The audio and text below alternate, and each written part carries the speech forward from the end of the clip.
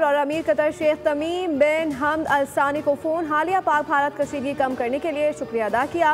वज़ीर आज़म ने मलेशिया मनसब अनवर इब्राहिम से भी रब्ता किया और नए ख्वाहिशात का इज़हार किया।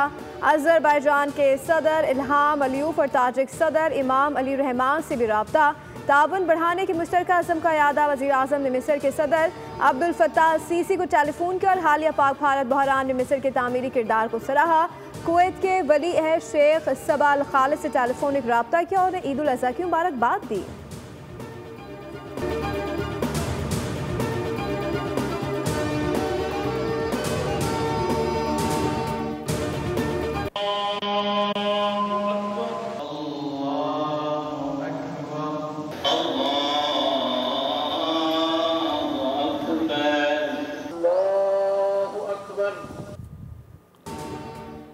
मुल्क भर में ईद उल अज़हा का पहला रोज़ कराची, इस्लामाबाद, लाहौर, पेशावर, कोयटा समेत दीगर शहरों की बड़ी मसाजिद, ईदगाह और खुले मकामात पर करोड़ों पाकिस्तानियों ने नमाज ईद अदा की।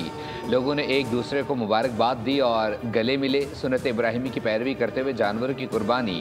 शाम को तफरीही मकामात पर बच्चों का हल्ला गुल्ला। रात को मुल्क भर में तिक्का बोटी पार्टियाँ।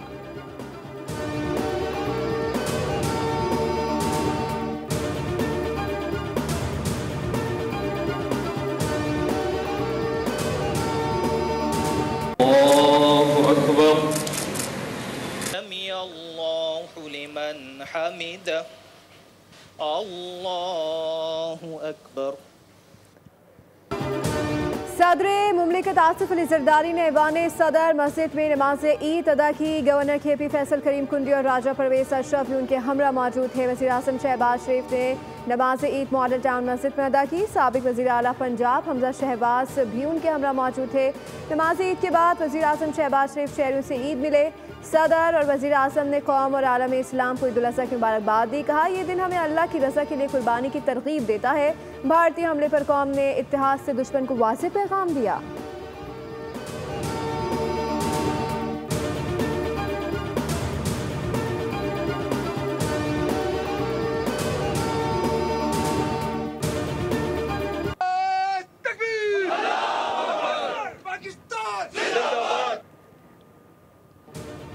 फील्ड मार्शल सैयद आसिम मुनीर का LOC का दौरा। अगले मोर्चे पर तैनात जवानों के साथ नमाज ईद अदा की। कहा, पाक फौज ने शहरियों के कत्ल का दलेरी से बदला लिया। ISPR के मुताबिक वतन की सलामती, इस्तेहकाम और शौदा के लिए खुसूसी दुआएं की गईं। आर्मी चीफ ने जवानों के हौसले और पेशा वराना महारत को सराहा और ईद की मुबारकबाद दी। आर्मी चीफ ने कश्मीरी अवाम की जिद्दोजहद और पाकिस्तान के असूली मौक़िफ़ को भी उजागर किया।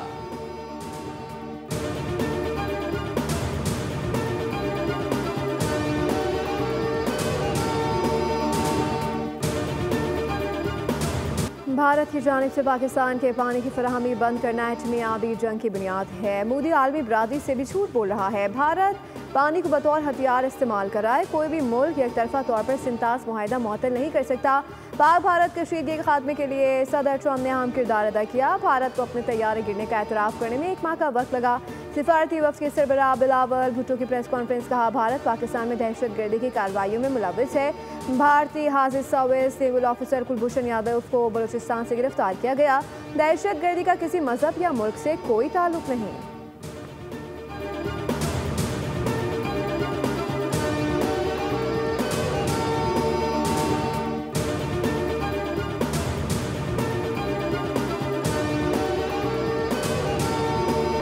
पाकिस्तानी वफ़द का कामयाब अमरीकी दौरा मुकम्मल। बिलावल भुट्टो की ज़ेरे क़यादत वफ़द ने मसले कश्मीर, पानी और इलाकाई अमन पर पाकिस्तान का मौक़िफ़ उजागर किया।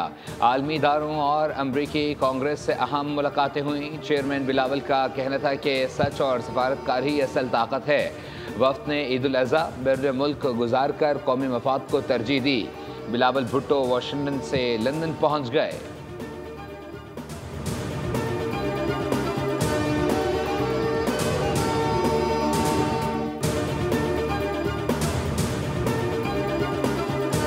ब्रिक्स के ODI से इंडिया आउट, इंडोनेशिया इन, ब्रिक्स का भारत को इतिहाद से निकालने पर गौर। ब्रिक्स ममालिक का भारत की जगह इंडोनेशिया को नया अहम रुकन बनाने की तजवीज़ पर गौर। रूस भारत के ब्रिक्स से इखराज के हक में है।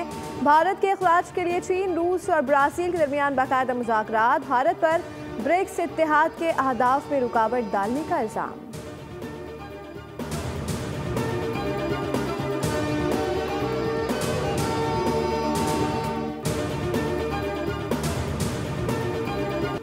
PTI तहरीक चलाने की पोजीशन में नहीं, बानी हर शय को अपनी रिहाई से मशरूत कर रहे हैं जो खुद उनकी जमात के लिए मुश्किलात का बायस बन रहा है।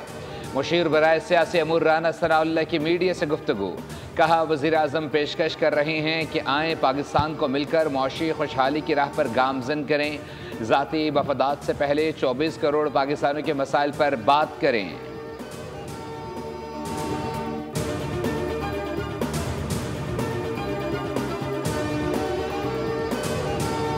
बजट इंशाल्लाह 13 जून को लाएंगे।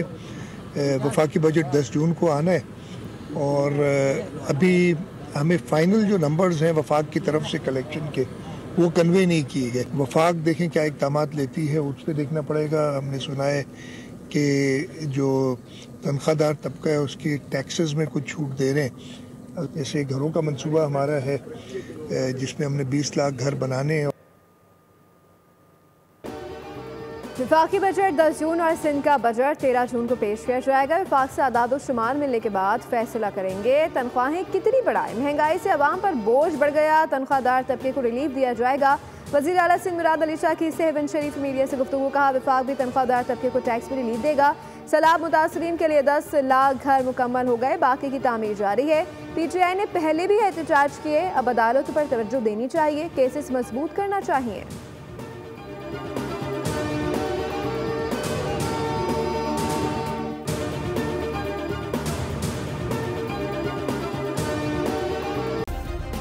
सब्सक्राइब करें और बेल दबाएं ताकि कोई खबर रह न जाए।